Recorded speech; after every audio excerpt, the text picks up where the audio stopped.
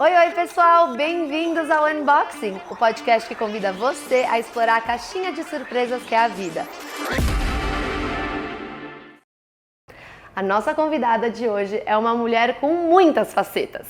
Ela é jornalista, palestrante, mediadora, autora do livro Escute Seu Silêncio, host do documentário A Verdade da Mentira e ainda por cima, mãe de uma família linda. É o meu prazer em ter você aqui. Bem-vinda ao Unboxing, Petra Chaves! Querida, prazer Ai, estar que aqui. delícia que você está aqui, finalmente! É o barato, porque assim, a gente entrevista todo mundo, Então... né? Na hora de ser entrevistado, assim, dá uma timidez, assim, mas tô à vontade. Não, fica à vontade. Se acabar fazendo pergunta também não tem problema nenhum. Virar o jogo, né? Não tem problema. A gente vai aqui só nas perguntas e respostas. O importante é todo mundo conhecer mais sobre você. Eu tô muito feliz de você estar aqui. Assim, te admiro, né? A distância há muito tempo e mais recentemente consegui ser sua amiga. Então, assim, eu acho que é sobre isso que o unboxing é, né? São as conversas que a gente teria em casa, sim, mas aqui gravando para todo mundo. E eu acho que, na verdade, essa primeira pergunta eu nunca te perguntei. Tá. Então eu tenho curiosidade pessoal em saber a resposta.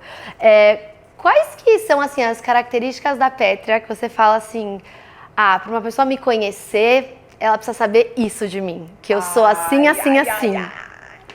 Essa é uma ótima pergunta, Elisa, porque eu sou muito sociável, mas eu sou muito eremita. Nossa, eu te entendo. Então, assim, tem muitas... Eu vou te dar um exemplo. Eu fiz uma amigona numa viagem que eu fiz para Israel no começo do ano passado. E a gente foi um match total, a gente ficou muito amiga. Na volta da viagem, e eu apaixonada por ela, ela apaixonada por mim, e ela queria muito me ver, e eu não.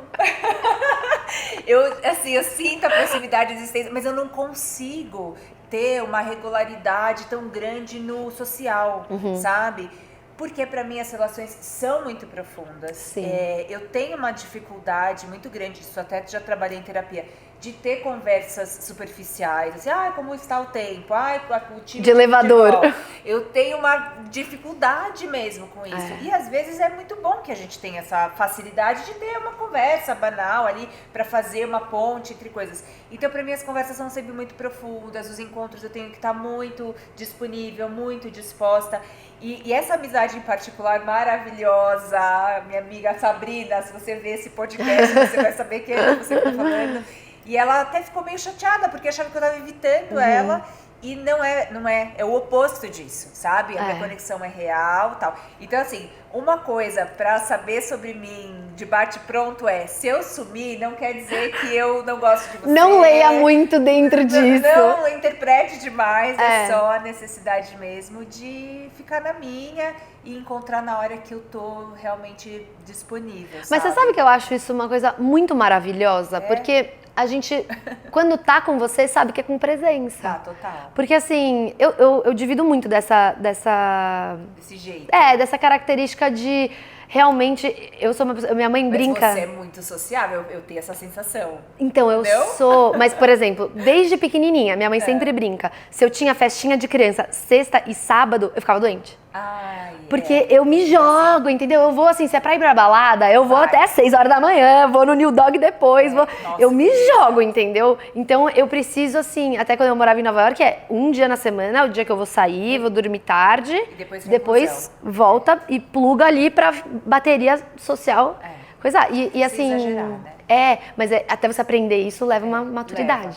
E isso é muito legal que você tá falando. A gente tem aí uma geração meio de diferença, né? De idade, sabe? E eu acho que quando eu tinha a tua idade, mais ou menos, né? O que? Uns 14 anos atrás, eu me forçava muito, sabe? E me custava, eu pagava um preço muito alto. Né? E hoje eu sei disso, assim, esse preço que a gente paga para agradar os outros e pessoas que a gente ama. Sim. Mas assim, é um preço que você paga para agradar os outros. Sim. E, gente, destrói. Sabe? Destrói. Enfim. E eu acho que quando você chega na interação, você já chega meio não querendo estar lá. Já dá aquela... outro ar, assim. Eu tenho um exemplo da minha família, que a minha família é italiana, né? Parte de mãe. E tem essa coisa da tradição de almoçar junto e tal, de encontrar. Mas na minha família não tem essa obrigação. Então, não ter obrigação é Não muito tem. bom. E a gente acaba se vendo muito. Que bom. Então, assim, a gente porque todo mundo quer. Não é porque, alguém mandou que todo domingo... Não tem isso. Aí a gente fala, nossa, estamos com saudade um do outro, então vamos. ver. Aí um fala, nossa, tá bom, já tô cansada, vou pra casa, tá bom, beijo, tchau, até a próxima. Não tem essa coisa de... Mas as relações são mais reais, Obrigação, assim, são. sabe? Eu sou leonina, mas eu tenho um ascendente em aquário. Ai, Então, assim, nossa, eu amo aquariano. Não, é assim, amo. você já viu outro dia eu vi um meme que tava assim, sabe aquelas tartarugas na rua? Assim, na rua, assim, toda assim, aí tinha uma torta, é o aquariano, né? É o do contra. Então, eu tenho isso. Então, sempre que vem, mas isso desde pequena, essas convenções de tem que ir, tem que fazer o Natal, o aniversário, tem que ligar. Eu, assim, até Não esqueço, conte comigo. Não conte comigo para, entendeu? Obrigação. Continuar a tradição. Ao mesmo tempo, gosto muito de certas tradições. Por exemplo, o aniversário dos meus filhos, eu sempre faço festa. É sagrado. Sim. Sabe? Tipo, tem umas coisas que nem pra mim eu fazia. E com eles eu faço questão de celebrar, pontuar. E acaba a gente juntando um monte de... Então, assim, esse meu lado eremita, em determinados momentos... Tem um escape. Tem um escape. Mas é aquilo que você falou. Me jogo, mas depois eu preciso me recolher, sabe? E isso é um grande... Acho que é um grande, assim, uma elevação de consciência quando a gente aprende isso sobre a gente. Porque eu tenho, assim, algumas amigas que ficam chateadas como a sua. Gente. E eu explico, falo, gente, não é por nada, assim. Justamente eu não vou estar feliz, eu não vou estar com presença. Então, vamos de semana que vem? Vamos outro momento? E você sabe, pra mim, você tá falando agora, eu tô pensando assim, falar disso, né? A presença das pessoas é muito forte pra mim. Então, assim, até quando eu escrevi o livro sobre o silêncio, é um digerir, é um refletir, o meu processo é esse, é muito filosófico, tudo me leva a reflexões muito profundas, que é até o que me levou a fazer o que eu faço como jornalista. Lógico. Então, as relações, elas suscitam em mim muitas questões, sabe? Então, é isso que eu falei, é sempre muito intenso. Né? Então, às vezes, as pessoas querem só ir curtir, só ir tomar um café, pra mim não vai ser isso. Não é só um café. Então a gente precisa também entrar nessa sintonia, Sim. sabe? Assim, e por que, né? Não poder ter relações mais profundas, menos barulhentas e mais, enfim, profundas mesmo. Então acho que faz parte a gente pontuar, sabe? Sim. E é autoconhecimento, isso sem sombra de dúvida. É muito. E é engraçado porque eu acho que isso que você estava falando do aquário, né? Ser do contra, entre aspas. Não tanto do contra, mas eu acho que o aquário ele é muito inovador. E questionador. A gente questionador. O tempo inteiro. Então, tá explicado porque você caiu no seu trabalho, né? Total. Nossa, total. O aquário, ele tá super feliz, o seu aquário, nesse mundo de jornalista. Não, jornalismo, rádio, internet, comunicação e inovação, né? Eu sempre, desde que eu entrei no jornalismo mesmo, eu trabalho na CBN, eu tô na Rádio CBN, né? Já há quase 20 anos. E, naturalmente, eu sempre fui muito conectada com coisas novas. Então, assim, há 20 anos atrás, 18 anos atrás, eu apostava pela minha vida que sustentabilidade e espiritualidade eram dois assuntos importantes. Olha. Meu TCC, meu trabalho de conclusão de curso na Casper Libero, eu até falei disso semana passada, estava relembrando um pouco dessa história. Elisa, foi sobre transtornos psicológicos e emocionais em crianças, TDAH. Gente, que visão! E depressão. Eu tinha 20 anos quando eu fiz esse TCC, um documentário de rádio. Super atual. Absurdamente atual, né? E juntando hoje ainda um assunto que a gente chama, que é a espiritualidade, natureza, porque cada vez mais se fala. Então, você vê tudo como conectado. conversa? Sempre dentro de mim isso aconteceu. Então, estar conectado ao aquário, né, com inovações, não é porque eu quero saber o que vai acontecer, quero ser uma futurista de fazer apostas para o mercado e tal. Não, é porque eu vivo isso em mim. Eu questiono o que está acontecendo. É uma parte sua. É uma parte minha importantíssima. E aí acabou, o jornalismo, enfim, me serve, eu sirvo ao jornalismo, acho que é uma troca super legal. Nossa, incrível. E é engraçado você estava falando desse seu trabalho de TCC, porque você tem filhos dessa nova geração, né, que todo mundo fala.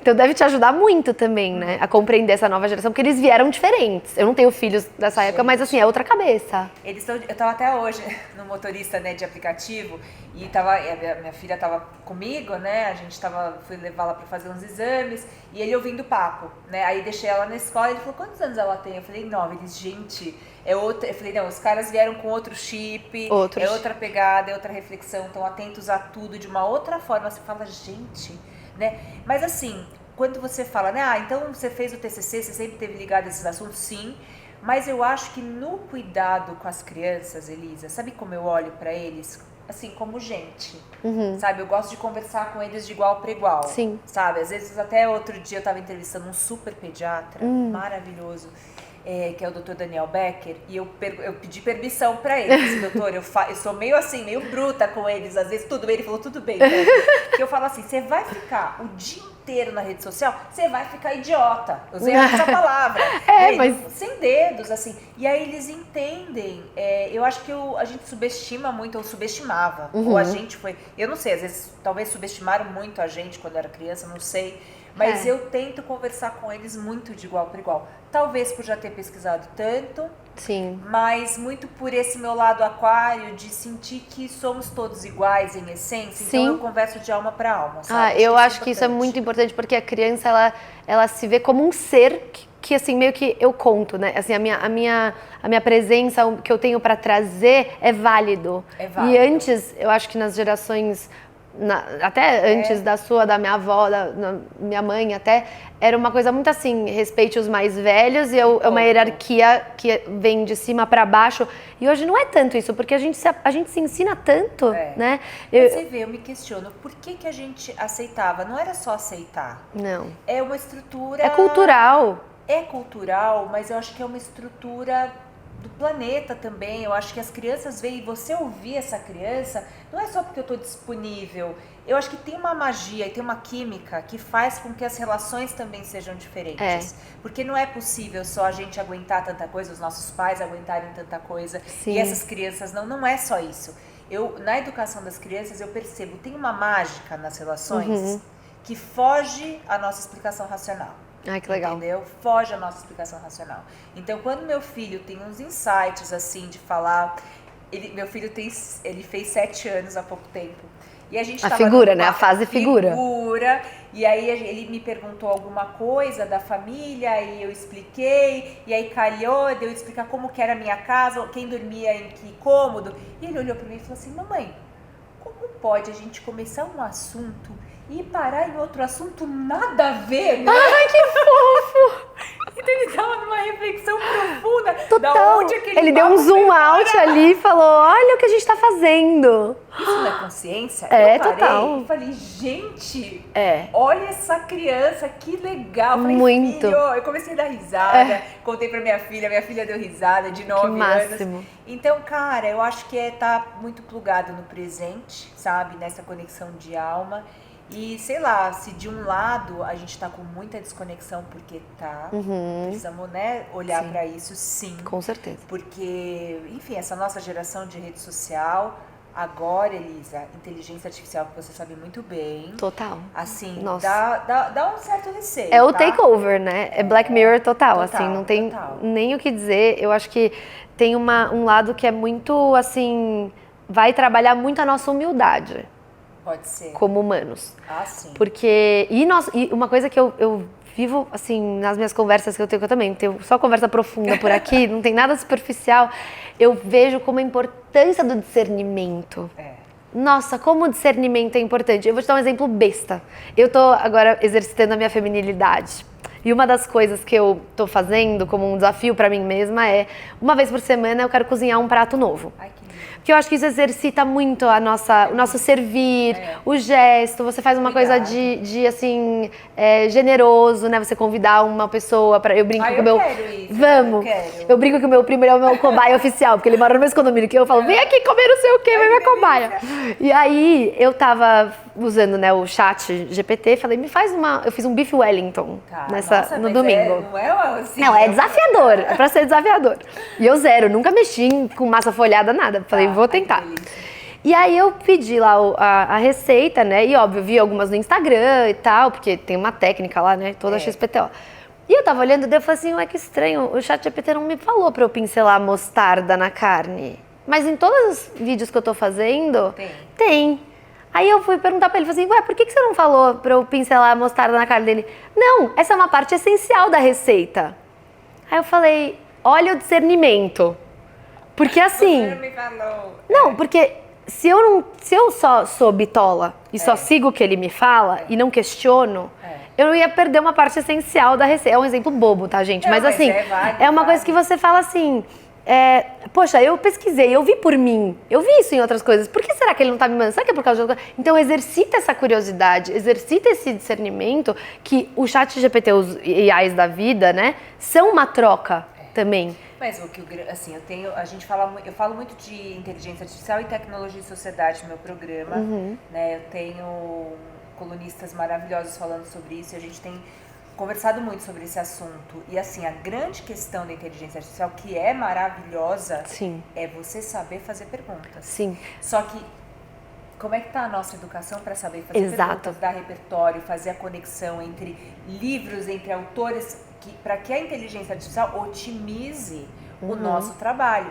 Quem souber fazer isso, né, diretores de inteligência artificial, inclusive eu estava conversando outro dia com o Milton Beck, que é diretor, né, do LinkedIn para América Latina e África, foi ao meu programa e ele falava, um dos cargos em ascensão é diretor de inteligência artificial nas empresas, é um cargo em ascensão.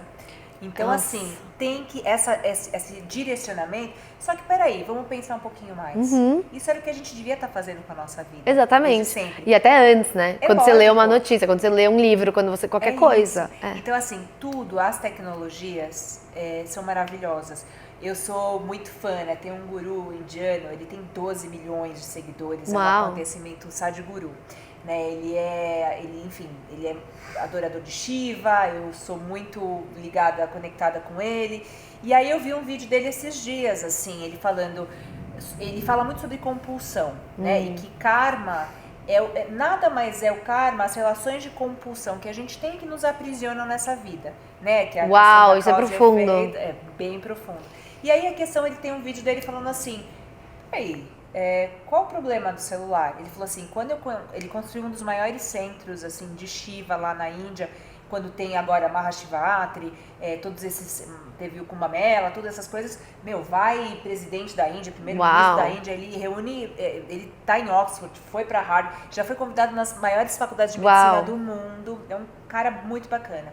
E ele fala assim, quando eu estava construindo, sei lá, 20 e tantos anos, o ashram que ele fez na Índia, eu precisava ir para a cabine de telefone, eu passava 3 horas fazendo todas as ligações que eu precisava para conseguir conectar tudo que eu precisava. E hoje, com o celular, eu ligo, a gente faz e conecta. Eu tô falando de espiritualidade. Sim. E ele fala o seguinte, vocês não sabem usar. É o como. Como tudo, né? Como tudo na vida. Como tudo na vida. E essa é a pergunta que a gente tem que se fazer.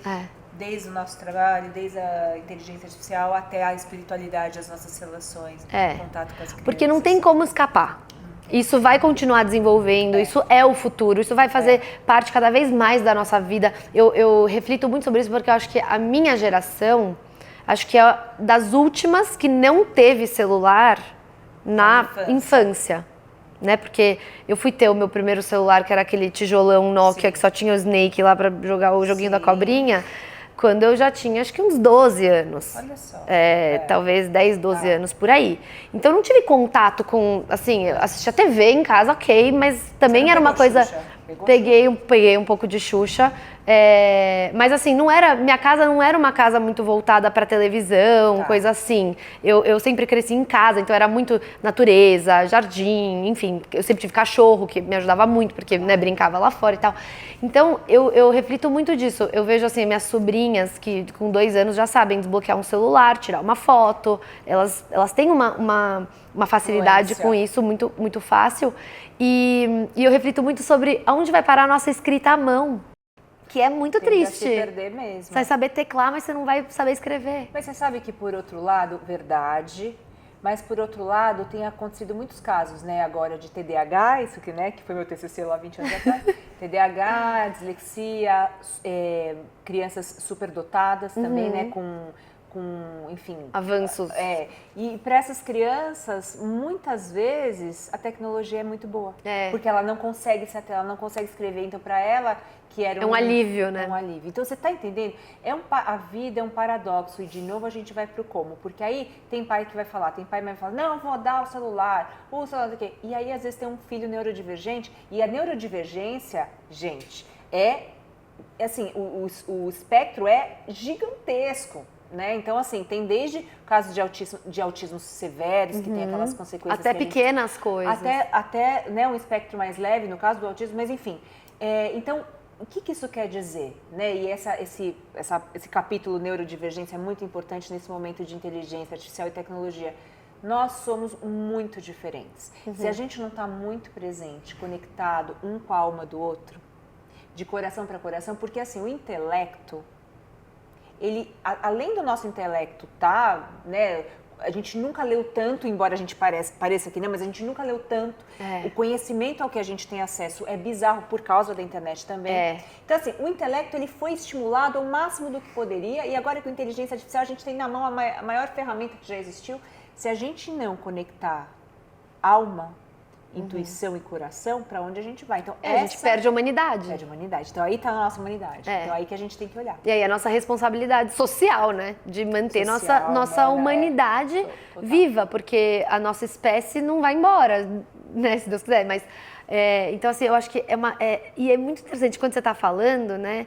Olha como que eu falo que a gente não é uma caixinha só, né? Que nosso sucesso não é só carreira, que não é só em casa. Faz tudo. Porque faz todo sentido, porque é isso que você está falando. A sua maternidade está sendo contemplada no seu trabalho, que o seu trabalho contempla as suas relações sociais com as suas amigas, com a sua espiritualidade.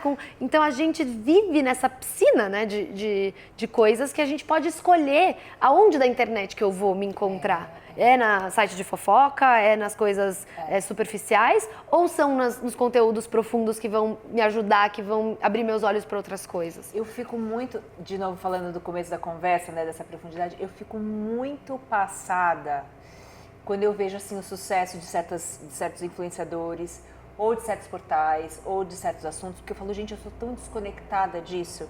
E ao mesmo tempo, eu brinco muito, há muitos anos eu brinco sobre isso no meu programa, eu brinco com os ouvintes, falo assim, educa o teu algoritmo. Educa teu algoritmo, curte coisa que você acha edificante, porque vai vir mais disso. Eu ia falar isso agora. Mesmo que os caras manipulem para vir propaganda, para vir negócio, se você tá ali contando pro algoritmo certas coisas que você gosta a propaganda que você não gosta. E bloqueia a propaganda que você não gosta, vou te dar um exemplo.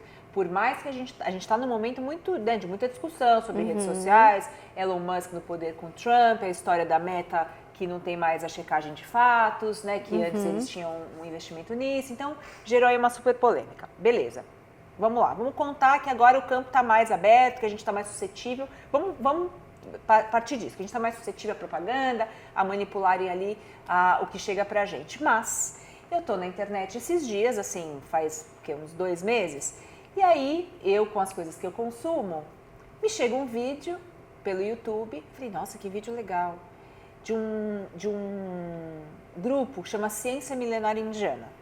Aí eu fui assistir o vídeo. Elisa,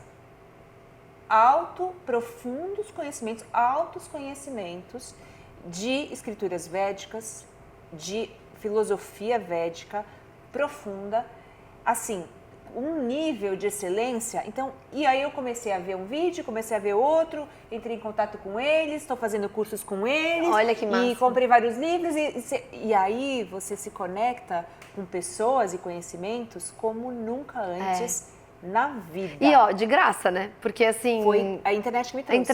É um presente, que a internet... Então, cara, não é muito louco? É muito louco, mas esse negócio de educar o algoritmo é muito real. E eu falo isso também com os meus amigos, porque tem muitos amigos que falam, não entro mais, porque só vejo coisa de...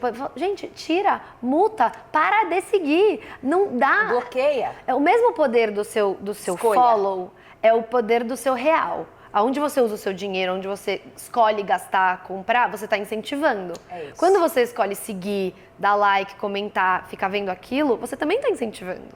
É a mesma coisa. Então você consegue gerenciar isso. E hoje a grande questão é credibilidade, né? Você ter credibilidade, assim. Então eu presto muita atenção, quem que eu tô seguindo? Se eu começo a ver que é muita superficialidade, eu paro na hora, porque é o poder da minha escolha. Você falou tudo. É o meu voto. O meu dinheiro também é voto, o meu tempo é voto, o meu olhar é voto, entendeu? E o olhar nosso está sendo capturado, a nossa atenção está sendo capturada pelas redes o tempo inteiro. Então a gente precisa voltar alguns passos atrás, ter uma calma, né? Um assunto que eu gosto muito, o silêncio interior, pra gente fazer escolhas mais conscientes, principalmente em relação à internet. Porque é o nosso tempo, no fim, que é o nosso bem mais precioso, que a gente não devolve, né? Concordo 100%. E essa coisa que você trouxe das escolhas, né, de seguir e tal, que a gente tá falando, eu acho que é muito interessante, né? Tendo agora no comecinho do unboxing, por exemplo, né? Tem muita gente que fala, ai, mas podcast é fácil, você joga uma polêmica, você ganha um monte de seguidor.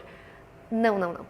Porque isso entra numa questão de valores pessoais. É isso. Você precisa ter uma estrutura de valor que é íntegra. E se você começa a minar os seus valores, o autoconhecimento ele ensina isso pra gente, né? Que a gente precisa pensar, falar e sentir a mesma coisa. É tão simples, mas é tão difícil. Porque quando a gente começa a analisar lá nos meus seguidores, ou quem eu sigo, né? Melhor dizendo, eu tô seguindo pessoas que estão coerentes com minha estrutura de valor? Porque hoje em dia você dá unfollow numa pessoa, é um posicionamento social. Total. Você tá falando, eu não quero você na minha vida, então eu te tiro de seguir. Quantas vezes? Ai, fulana parou de me seguir, nossa, eu não acredito, o que será que aconteceu? E eu acho que não devia ser tão assim. Eu quero essa pessoa no meu campo ou não? E tá tudo bem, eu posso achar você o máximo, mas não querer você no meu campo. E eu te falei essa história, né, de estudar as escrituras védicas, né, que acabam dando origem para todas as filosofias que a gente conhece, né? Ali foi o campo fértil da filosofia sobre existência para todas as outras filosofias que a gente vai ter, desde Egito, Grécia, né? E aí uau, é milenar. É milenar. E assim, tem muito claro ali falando sobre, você sabe muito bem, aquele conceito de Maia, que é o conceito da ilusão, e a gente sempre vai ter dois caminhos. Até porque na nossa síntese, na nossa gênese, né, homem e mulher, é dia e noite, é claro e escuro. A gente tem essa dicotomia na vida, né? A vida é sobre isso. E esse conceito, para mim, ele é muito presente quando eu penso sobre o meu propósito e por que eu faço o que eu faço, nesse sentido. Você pode sim ganhar muitos seguidores fazendo isso, mas tem um sucesso que eu chamaria assim, um sucesso luminoso, e tem um sucesso muito forte, que é um sucesso obscuro. Os dois são sucesso. No final, o resultado é aparentemente o mesmo. Tá? Mas pra gente que tá olhando pro aqui e agora, eu acredito na transcendência. Eu quero sucesso luminoso. Lógico, sabe? Que é um sucesso sempre. que vai edificar não só o meu corpo, mas a minha alma. E o seu sono. Claro, você vai estar tranquilo, vai estar com a tua consciência tranquila. Exato. Sabe? Então, essa pergunta a gente tem que estar sempre se fazendo. Por que eu faço o que eu faço? Né? E eu acho que o mundo, principalmente a cultura hoje, né, as redes sociais, elas são muito inundadas por essa sedução de um sucesso fácil, de um dinheiro que vem fácil, vide o sucesso desses jogos, das bets e tudo mais. A pessoa acredita no pensamento mágico, vou jogar e vou ficar milionário. É fácil, é o mais importante. Então, cara, a gente está numa crise de valor. Sempre teve. Mas agora... Tá escancarado, né? Agora é de uma maneira muito forte. Eu queria entrar um pouco no processo que foi escrever o seu livro. Eu recebi um convite da Editora Planeta, que eu já adorava. Assim, tinha uma super admiração pelos autores que estavam lá. Me chega um convite deles, no final da pandemia, para falar sobre o quê? A ideia era falar sobre escuta. Eles tinham editado e lançado vários livros do Rubem Alves. E eles falaram, a gente queria entender a escutatória do Rubem na prática. E eles colocaram isso, eu acho que você faz isso. Eu tomei aquilo como um presente da minha vida, porque eu falei, eu gosto de estar com uma pessoa nas entrevistas ou na vida, e aquilo, escutando. Presente. E a escuta, Elisa, você está nesse papel agora de entrevistadora, você está experimentando isso, é uma escuta que ela é feita, quando bem feita, com todo o corpo. Com todo o corpo, com todo a minha cognição, meu espírito e minha alma. É um acoplamento, tá? Não é só estar ali e já esperando qual pergunta você vai fazer e já pensando no que você vai falar next. E aí eu falei, beleza, vamos falar de escuta. Pra mim isso é fácil, é o que eu faço, vou procurar. Aí eu falei pra eles, eu não sou guru, eu odeio essa cultura de coaching, de ficar dando lição para as pessoas. Então eu falei, vou procurar especialistas no assunto, neurocientistas, filósofos, médicos, psiquiatras, para me explicarem sobre esse momento da não escuta que nós temos. A gente tinha acabado de sair de uma eleição que foi a polarização e a não escuta total, famílias brigadas, porque um votava num e outro votava no outro. A gente viu o que aconteceu com o país, né? E no mundo também. E aí, beleza. Então eu falei, não, sou guru, sou jornalista, vou procurar gente para falar, vou entrevistar e vou fazer. E aí, cara, é muito louco, né? Tem um filme que chama A Pessoa é para o que Nasce.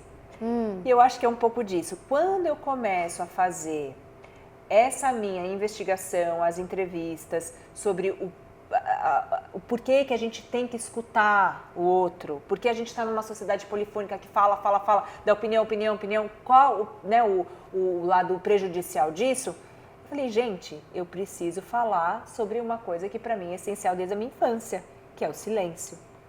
Óbvio que o silêncio faz parte do processo da escuta, porque se a gente está falando tanto hoje, é curso de oratória, fale melhor, se expresse mais. Eu falei, não, eu acho que antes da gente se falar bem... O que você quer falar? Eu preciso me conhecer. E é o que eu gosto de fazer desde a minha infância. Eu sempre tive muita vergonha de falar sobre o que eu não sabia. A minha autocrítica na CBN, no jornalismo, era eu estar ali, naquele papel de âncora, e não estar à altura de ser a ponte de conhecimentos tão profundos para o meu público. Eu preciso me preparar. Eu preciso ser uma pessoa à altura daquilo. Como? Autoconhecimento. Pé firme no chão, para eu poder voar com as minhas ideias. Exatamente. E trazer para as pessoas. E aí, a escuta para mim é uma coisa do meu ofício, mas o silêncio é um valor. Que aí é o que eu te digo, eu já tive em, enfim, centros budistas, já tive em ashram indiano desde os 14 anos, então eu trago um pouco dessa minha vivência com um lado mais anímico, da minha psique, dessa minha investigação sobre esse mundo interior, para as pessoas hoje, porque hoje é muito resultado, é muito a experiência interessada, e o silêncio não. O silêncio é a experiência de estar, de ser alguém no tempo, e isso a gente precisa ser ensinado, porque a gente desde a infância é ensinado a, né, performar, a mostrar, a desempenhar, a ter sucesso. E esses são valores muito efêmeros. Então eu falo do silêncio como um lugar de contemplação. O silêncio não é se calar. A gente pode estar aqui, você em silêncio, numa troca profunda, numa presença profunda. E é sobre isso que eu vou contar no livro. E aí eu falo a partir das minhas vivências pessoais, de experiências, né? Eu não estou falando do que eu acho, do que eu penso, da minha teoria. Eu falo de experiências pessoais e vou para filósofos e pessoas que experimentam o silêncio de uma maneira muito profunda para entender o que é o silêncio para elas e por que é um valor importante para os nossos tempos. Eu acho isso muito, muito mágico, porque eu de um tempo para cá eu venho tendo uma relação muito diferente com o silêncio e começou muito com esse lugar de entrevistadora, né? Porque você tem todo o timing da conversa, tem você escutar o que a pessoa está falando, porque hoje em dia, em conversas e discussões, você vê um atropelando o outro, nem enfim, ouviu nada. Nem ouviu, tá mais interessado com o que vai falar do que em saber se faz sentido como resposta e complemento, né? E eu, agora falando um pouco a nossa língua de espiritualidade, que eu falo que a gente tem um vocabulário para as pessoas. O silêncio no tarô de Osho é um arcano maior, né? E a solitude também. Maravilhoso. E isso, pra mim, eu olho muito para os arcanos maiores na minha vida, né? Quando começam a aparecer, eu falo, tá, é uma... Porque aí você tá numa elevação de patamar, né? Quando você começa... De propósito, inteiro, de evolução, de, assim, libertação, de certas coisas, de compreensão.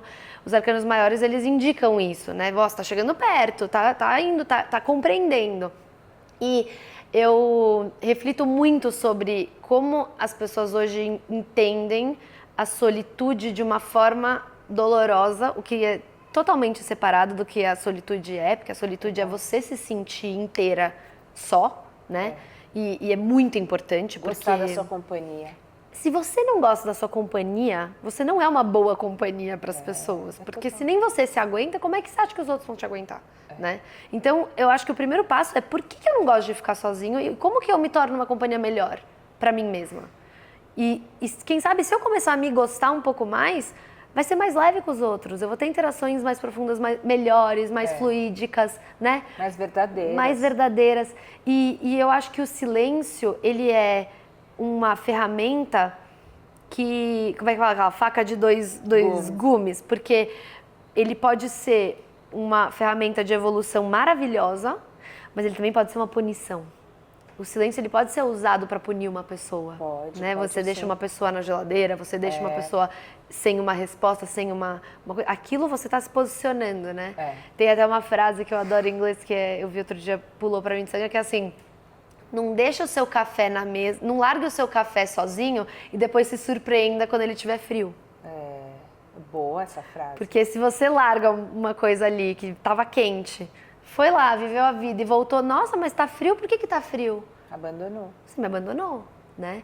Então, eu acho que o silêncio, ele é tão importante e ele é um dos maiores desafios de hoje em dia. Eu acho também. Até porque, de novo, né, a gente é muito estimulado e eu falo no livro também sobre as redes sociais, porque é um barulho.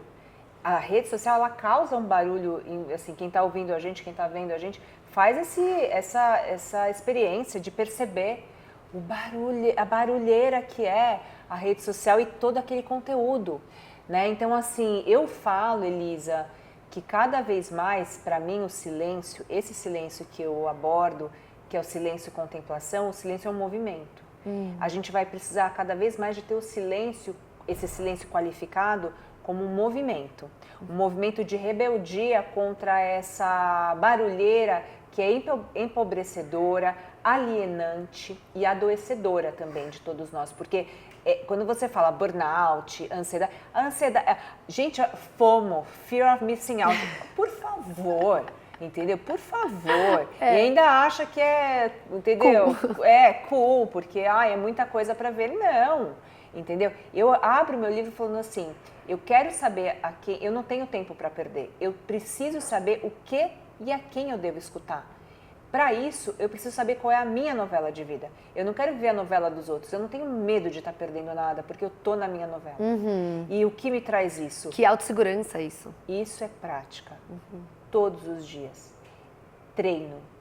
Pode ser, se a pessoa quiser chamar meditação, se a pessoa quiser chamar de mindfulness, atenção plena, o que quer que a pessoa queira chamar, o nome que quiser. Mas é um momento de recolhimento em que eu consigo organizar esse meu universo interior, que poucas coisas me tiram do sério. Poucas coisas me pegam no contrapé.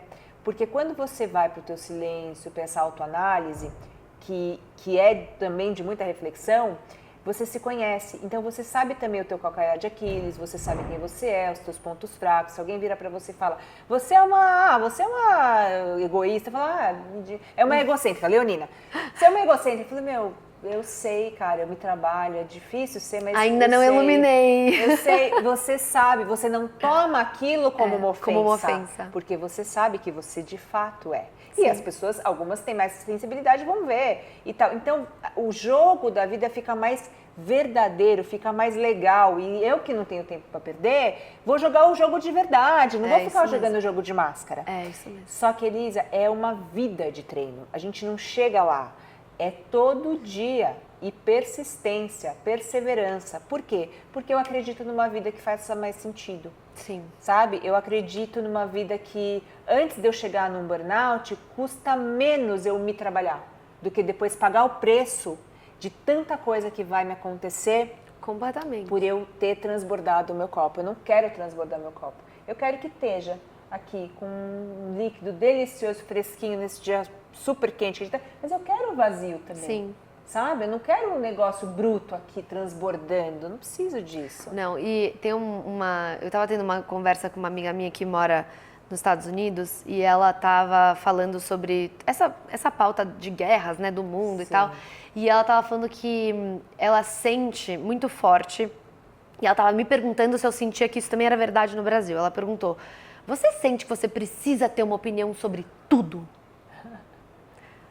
Aí eu falei, olha, eu não sei se isso sou eu ou se é Brasil, se é cultural. Eu tenho problema nenhum em falar, olha, não sei, não conheço esse assunto. Posso ir ler e procurar saber, mas não tenho problema em estar numa roda onde eu sei menos, onde eu tô ali ouvindo e também absorvendo e discernindo, né, se o que eu tô escutando faz sentido para mim, de uma base de senso comum, né, que hoje em dia é muito, senso comum é uma frase meio complexa de se definir, porque não existe mais uma definição base, né?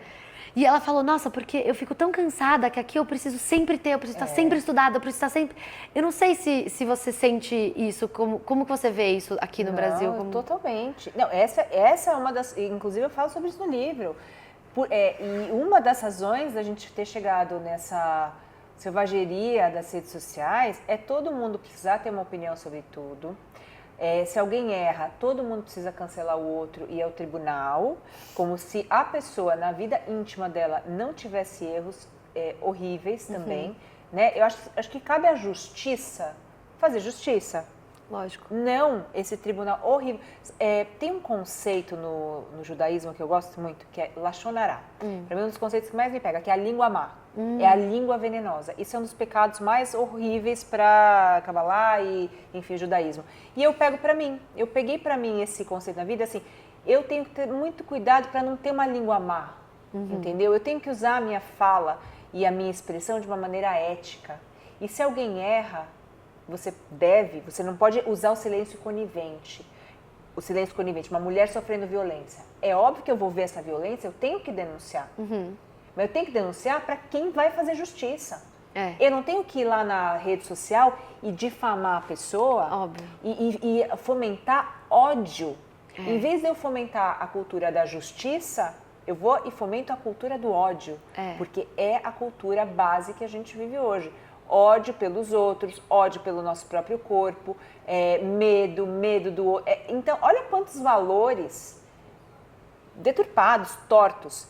Então, assim, sim, a internet e o algoritmo levou as pessoas que já têm isso a terem mais. Até porque tinha o Coliseu, né?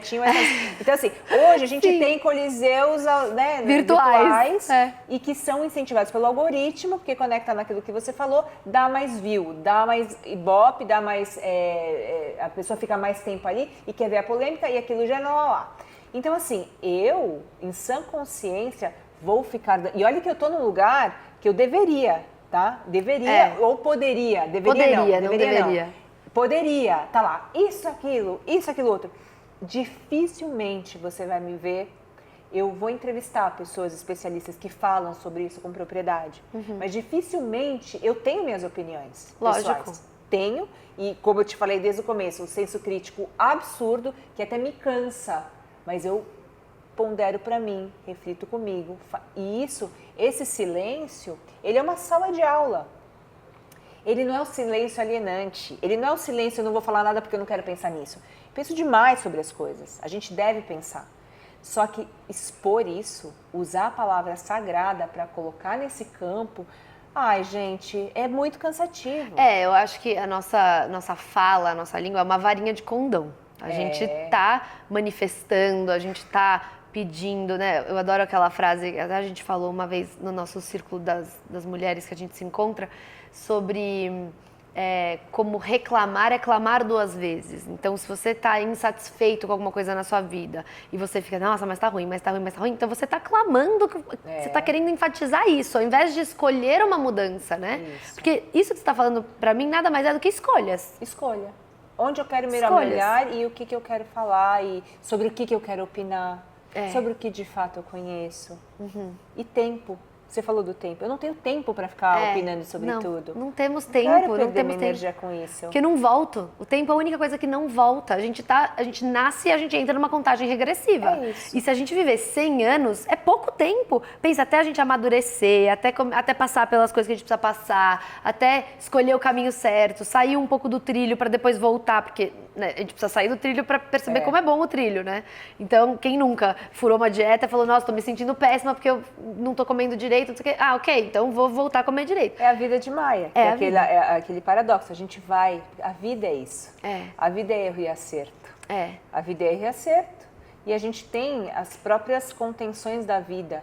né? Para ajudarem a gente a acertar, se a gente quer acertar. Sim. Né? E agora eu não vou fazer o papel, eu não vou puxar o gatilho, Não. sabe? E ser sumariamente a pessoa que decide o bem ou o mal. Eu não estou acima do bem e do mal, né? Sou muito humana. E essa história do silêncio, da prática do silêncio, eu também pratico yoga há muitos anos, né? São quase 20 anos de prática de yoga também, porque aí você traz para o físico. Sim. Esse silêncio, toda esse treino, né, também vem para o físico numa intenção de harmonização. É uma consciência, né, corporal, além do interno de e tudo, externo. Né? Então isso fala para você, não, eu quero cada vez mais, Elisa, eu quero lutar as batalhas certas.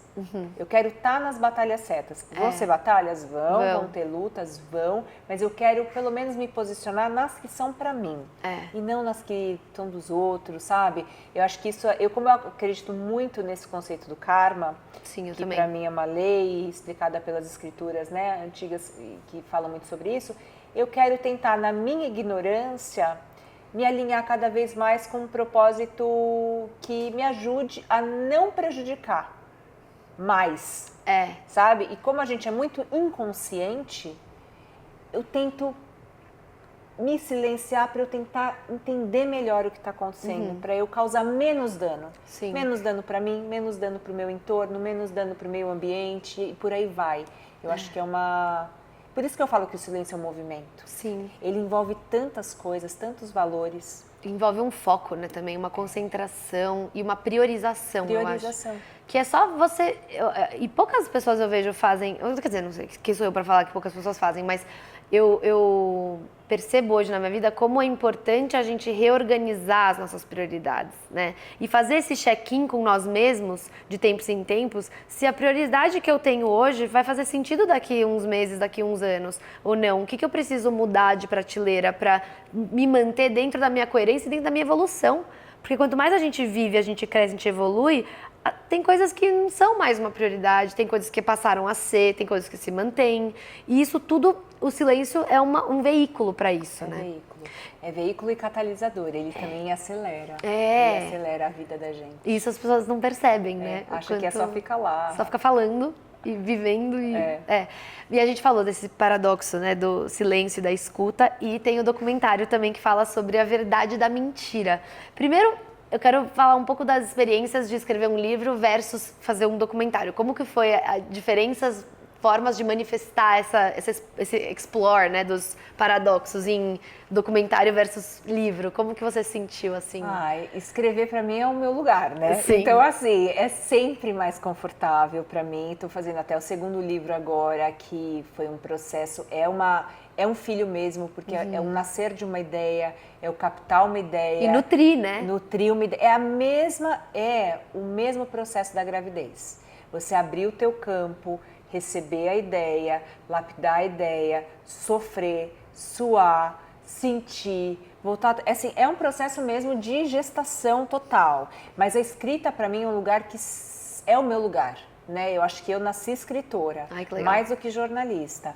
E o jornalismo, quando ele veio, ele me trouxe muitos desafios que no paradoxo, né, da vida. Para mim, o silêncio é um lugar muito confortável. Se eu pudesse, ficava lá.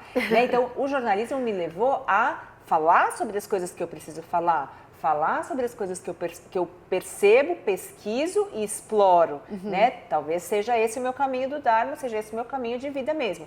O documentário, ele aconteceu no momento em que ele precisava acontecer, porque eu estava ali com uma equipe falando sobre tecnologia e equidade, querendo falar sobre a polarização política, e eu falei assim, eu vou falar sobre polarização política sem tender para nenhum dos lados. Então foi super difícil, porque o Brasil estava muito polarizado. Foi em 2018 que a gente gravou, nas eleições, que foram aquelas eleições de Bolsonaro versus Lula, que foi aquele que o Bolsonaro sofreu atentado. Então o Brasil, eu estava exausta, tanto que eu terminei o documentário e fiquei doente. Nossa. E fui pro pronto-socorro, fiquei ali 2 dias internado, porque eu estava totalmente exausta. Tanto que no segundo turno eu não votei, porque eu estava no hospital. Você estava no hospital. De tão acabada emocionalmente e fisicamente que eu fiquei de fazer esse documentário falando sobre o quê? Sobre o que é a desinformação, sobre como as notícias falsas acontecem na internet, naquela época, isso foi muito aprimorado nos últimos anos, como as pessoas falseavam sites para você cair, Nossa, gente. entendeu? E isso vai desde compra até saúde, até política. Então, assim, são linguagens muito diferentes. Eu acho que foram experiências para mim absurdamente transformadoras. Se você me falar assim, qual você se sente mais confortável no livro, e enfim, mas foi uma experiência para mim muito assim, eu não esperava fazer e produzir, estar ali fazendo um documentário, e para mim foi muito engrandecedor. É um pra desafio, minha carreira. né? Tanto que depois disso eu ganhei também uma medalha lá em Brasília com o ministro Luiz Roberto Barroso, por causa do documentário que a gente fez. Então, assim, teve um reconhecimento do nosso papel do meu papel na imprensa, do nosso papel enquanto equipe fazendo documentário para um assunto que era importante para o país naquele momento. Então, eu acho que é isso. De novo, eu tinha uma resistência, porque sabia que ia me doer, eu ia sofrer no meu corpo, mas eu falei, tá bom, eu acho que é onde eu tenho que estar. Então, a batalha. eu vou comprar essa briga e vamos até o fim fazer. E eu tinha acabado eu tava no puerpério ainda. Nossa. Então, assim, eu tinha... Pétrea do céu. O meu filho tinha nascido, eu engordei 20 quilos na minha gestação, então eu ainda estava no processo de me recuperar. Se entender, né, também. De me entender como aquela outra pessoa que eu era, né, com filho pequeno. Mas eu falei, vamos lá, vamos tocar esse projeto, porque é agora que ele acontece, eu tô aqui, eu sou um veículo de ponte de informação. Então, teve tudo isso acontecendo. Então, foi... Nossa, foram muitas turbilhão gestações. Muitas gestações, maravilhoso. E eu acho muito, muito legal esse até a brincadeira, né, dos títulos que são os paradoxos, mas quando eu penso, né, na verdade da mentira, às vezes você reconhecer que uma mentira já é uma verdade. Exato. Né? E eu estava lendo um livro agora, tô terminando agora, que chama The Buddha Walks into the Bar. Olha. Eu não sei se tem a tradução em português, mas de qualquer forma eu coloco na descrição. E ele fala muito sobre encontrar esse equilíbrio entre a vida da espiritualidade junto com a vida social, de querer encontrar os amigos, tomar uma cerveja num bar, enfim, Sim. que as coisas podem existir em harmonia, né? Dentro de um equilíbrio. E ele fala muito sobre esse conceito de mentiras e, em primeiro lugar, ele fala, vamos explorar quais são as mentiras que você fala pra você mesmo. Quais são as mentiras que você está se contando? Porque a busca da verdade, óbvio, é um caminho muito nobre, né? E vamos lá, vamos atrás, vamos desvendar. Mas você nunca vai encontrar a verdade se você não começar por dentro. E quais são as mentiras que eu tô falando pra mim? Porque são nas coisas pequenas, né? Volto no exemplo do, por exemplo, exercício físico. Deixa eu, ao invés de fazer 15 repetições, deixa eu fazer 10, vai. Ninguém vai saber. Mas você vai saber. É lógico, né? E essa é uma mentira muito pior do que talvez uma mentira que você conte pra alguém. Né? Então, eu acho isso um título genial, porque nele sozinho já traz uma reflexão tão profunda como o do silêncio. E assim, é totalmente verdade isso, porque quando a gente fez o documentário, uma das coisas que, inclusive eu retomo nesse livro que eu estou escrevendo agora, porque eu estou falando sobre intuição no segundo, né? Falei no primeiro sobre silêncio, agora eu estou falando sobre intuição. O que acontece na mentira ou numa intuição falsa é o quê? A gente embarcar no nosso viés de confirmação. O que isso quer dizer? Por que a mentira se espalhou dessa forma? Porque as fake news, a desinformação, enfim, políticos mal intencionados jogando bombas só para, entendeu, fazer tendencioso o algoritmo e ganhar mais popularidade, é o quê? Apostar no viés de confirmação. É naquilo que você acredita, que mexe com o teu estômago, com o teu coração, com a tua emoção, e mesmo se é mentira, você não quer deixar de acreditar. E você compartilha. Você compartilha a mentira porque aquilo confirma o que você quer acreditar. Então a internet tem desinformação, a internet tem muita mentira, mas a gente está compartilhando mentira, a gente tende a acreditar nas mentiras porque a gente quer. Então o trabalho de consciência, o Yuval Harari fala, né, nos livros, eu não lembro se é no Sapiens ou no Homo Deus, ele fala assim, cada dólar investido em tecnologia, olha os bilhões de dólares que a gente tem investido em tecnologia para a gente chegar na internet né, na inteligência artificial generativa que a gente tem hoje. Cada dólar investido em tecnologia deveria ter $1 mesmo investido em educação / consciência. Temos? Não. Então temos um problema aí de base. Porque é um salve-se quem puder, né? Temos um problema de base. Então, assim, o viés de confirmação, a gente precisa, a verdade, a gente deve buscar a verdade. Né? Embora ela seja praticamente inalcançável, mas é um valor que a gente deve seguir.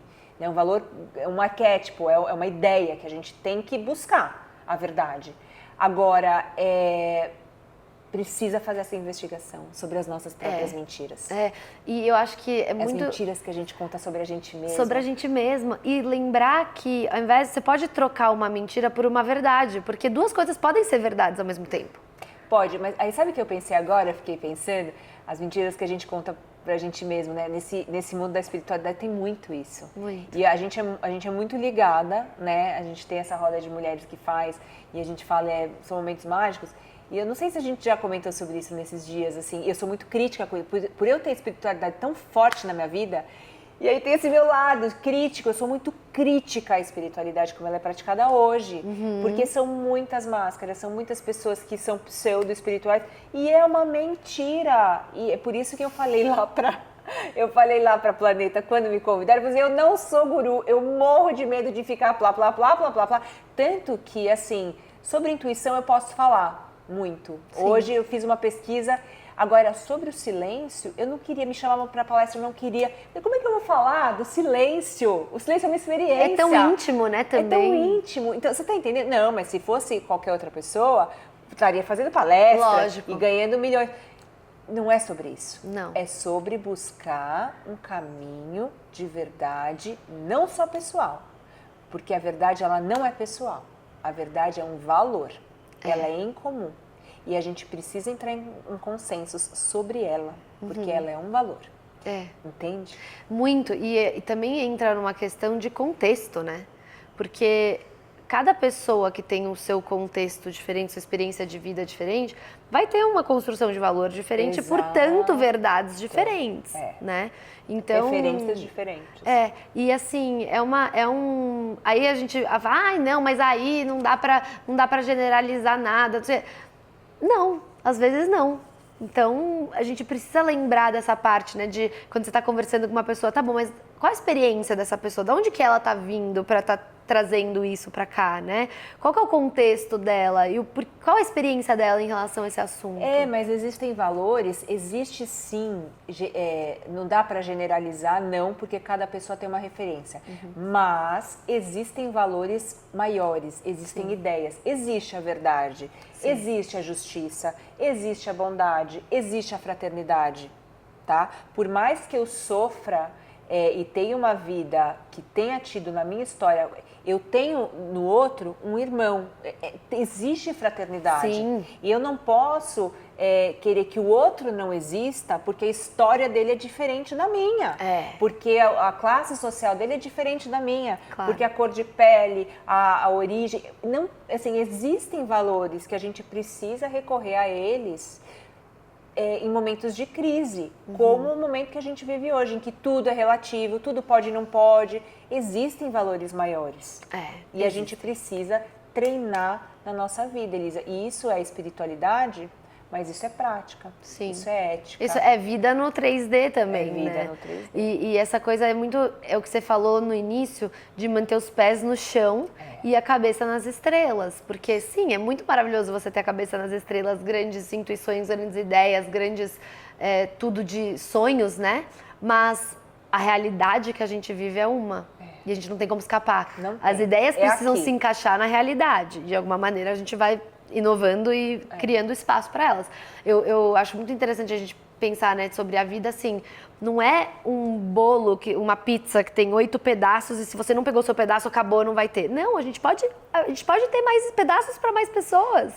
E tá tudo bem, todo mundo vai poder aproveitar daquela pizza, né? E isso é uma coisa de mindset. Essa é uma visão diferente de mundo. Que não é uma visão de competição, não é uma visão darwinista de que vence só o mais forte. Os mais fortes muitas vezes vencem, mas a cooperação vence muito mais. É uma cultura, é um jeito de olhar.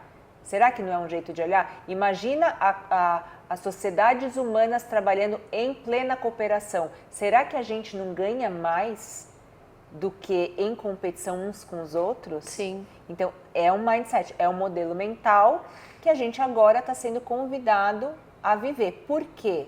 Por quê? Burnout, por quê? Porque depressão, porque as Porque pessoas tem não tão consequências aguentando. tangíveis. E isso não é só porque eu tô num cargo numa grande empresa. Não, é porque eu tenho que tomar 2 horas de ônibus para chegar onde eu trabalho, porque é muito difícil a vida com desigualdades econômicas absurdas, com abismos, né, bizarros, como num país como o Brasil. Então, tem vários, porque, né, tem Vários fatores, vários fatores. fatores para a gente se questionar. Considerar, né? Podemos ou devemos construir dia a dia, assim como eu falei do silêncio.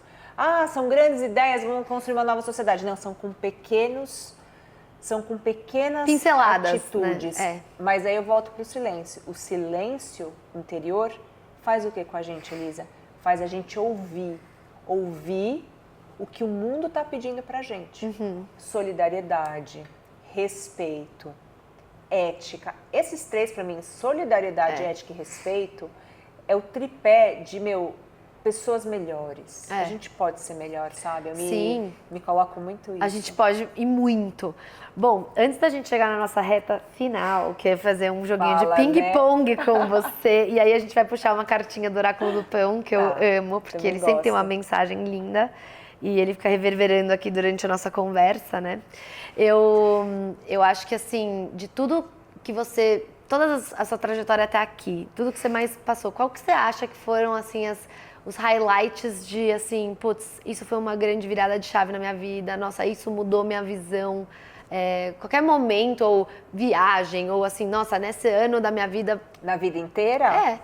É engraçado que eu tenho uma recorrência com Nova York, né? Porque para mim, Nova York acontece como um portal espiritual. Uau! Tive o privilégio, né, de poder passar por lá algum tempo, e aos 14 e depois aos 22 foram 2 portais que eu vivi. Numa primeira vez, indo para um ashram indiano em Nova York, sem saber que eu estava indo, e caí lá. Uma prima morava, eu estava indo visitar essa prima que morava no ashram. Então ali para mim foi um portal, fiquei arrepiada, que legal, da vida, né? A vida me levando, porque não foi uma coisa, você não escolheu, não foi uma escolha, né, consciente e tal. E ali para mim o silêncio começou ali.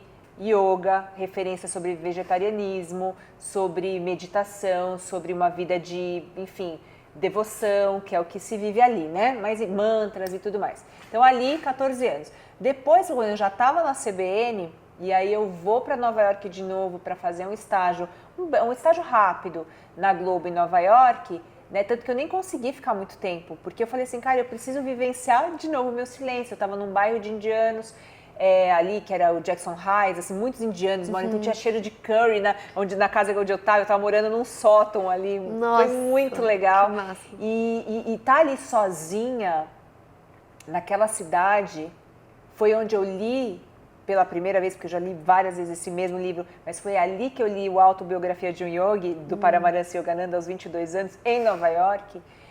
De novo, esse contato com a Índia. Foram 2 portais para mim que me amadureceram. Eles me levaram a um estado de amadurecimento, sabe assim, como se eu tivesse nascido para alguma coisa que eu ainda não sabia. Uau. Então foram 2 momentos muito fortes para mim. E ali eu estava também começando no jornalismo. Quando eu volto de Nova York a segunda vez, eu estava no namoro, eu acabei casando, né, namorando e morando junto, que foi uma experiência também muito forte para mim, que é a experiência com o outro, né? Por isso que eu acho assim, a crise da rotina, né? A crise dos relacionamentos, ela é muito também triste, porque você tá com o outro, né? Você morar com uma pessoa, você casar, para mim é uma experiência muito, muito valiosa, importante, que ensina muito pra gente. Sri Prembaba coloca isso como uma das maiores, assim, portais de evolução, é o se relacionar. É o se relacionar. É você conseguir manter sua individualidade, mas ao mesmo tempo dividir uma vida íntima, se despir para aquela pessoa, ser vulnerável, né? Tudo isso são coisas que você não dizer que você não consegue sozinho, mas o relacionamento, ele potencializa tudo isso. Né? Totalmente. É o teu espelho. É o espelho e é ali que a gente... Né? E se tá tão difícil hoje em dia se relacionar, porque a gente tá com muita dificuldade de olhar nesse espelho, é o que eu sinto. Mas, e aí esse segundo momento, né, que foi desencadeou depois dessa minha volta, passei pelo retorno de Saturno como você está passando agora, que eu falo, não é uma vivência de um momento, né, esses 28 para os 30. Graças a Deus que é um momento que passa. Vai passar. E isso também, a vida ensina pra gente, que tudo passa, tudo passa. Tudo passa. É profundo, é doído, mas é porque tem que ser assim. Essa é a vida, não é pra ser. Se fosse pra ser facinho, não ia ser aqui. É a minha conclusão. E aí nesse momento eu me separei e casei de novo, né, aos 30, acho que aos 30, aos 31, 30, 31, porque com 32 tinha minha filha. Ter filhos também. Nossa, e aí foi outra certeza. morte, um renascimento, né? Escrever meu primeiro livro foi os 3 momentos mais importantes da minha vida, de dia, assim. Foi o nascimento da minha primeira filha, que eu lembro com detalhes, o nascimento do meu segundo filho, que eu lembro com detalhes, e o dia do lançamento do meu livro. Olha, são seus 3 filhos. Que foi o dia do Escute, foi a coroação da minha carreira. Assim, a partir dali, eu posso até seguir para outros rumos, porque eu acho que gostoso. Eu fechei um ciclo. Bom, e agora você está na outra gestação do outro livro, então vamos ver quando vem o próximo, que aí a gente volta para contar. Vamos fazer o ping-pong? Vamos. Uma palavra para o dia de hoje. Alegria. Um conselho para Petri adolescente. Vai passar. Uma música para ouvir hoje. Para ouvir hoje? Uhum. Chegar em casa e ouvir uma música, qual seria? Hare Krishna mantra. Hare Krishna. Mahamantra. Se você tivesse um superpoder, qual seria? Que difícil. Amar incondicionalmente. Ai, que lindo. Uma experiência que todo mundo deveria ter. Ficar num retiro de silêncio por 10 dias no mínimo. Ai, que lindo. E uma dica que você queira deixar para as pessoas?